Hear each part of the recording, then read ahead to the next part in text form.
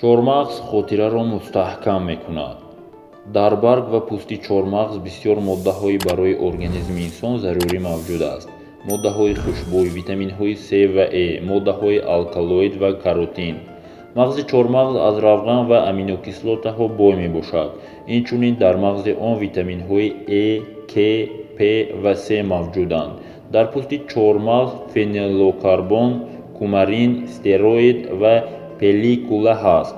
Аз давраи қадим одамон чормағзро дар тибби халқӣ истифода мебаранд. Ҳозир меваи чормағзро барои табобати захм ва ҷароҳатҳо, мубориза бар зидди гиҷаҳо истифода мебаранд. Баргҳои чормағз хусусиятҳои зидди микробӣ ва шамолхӯрӣ доранд. Чормағз хотираро мустаҳкам мекунад. Он воситаи аҷоиб барои қабзият мебошад. сарфи назар аз он ки дар таркибаш 65% чарбӣ дорад, миқдори чарбиро дар хун кам мекунад.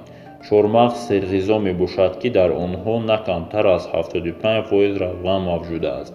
миқдори холестеринро дар хун кам мекунад. мағзи чормағз аз микроэлементҳо бой буда барои давои диабети қанд кӯмак мерасонад.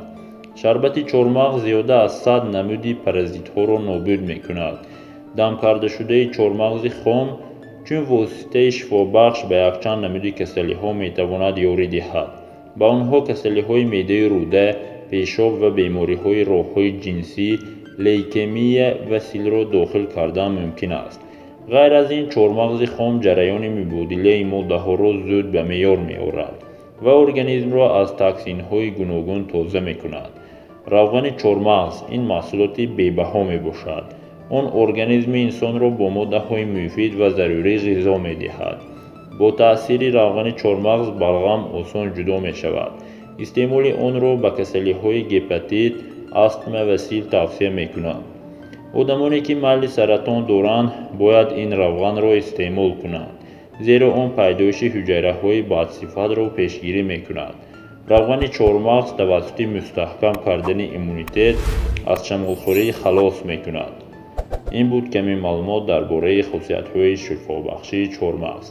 ба канал обуна шавед ва видео лайк монед. дӯстони худро ба ин канал даъват намуда видеоро ба дигарон тавсия диҳед.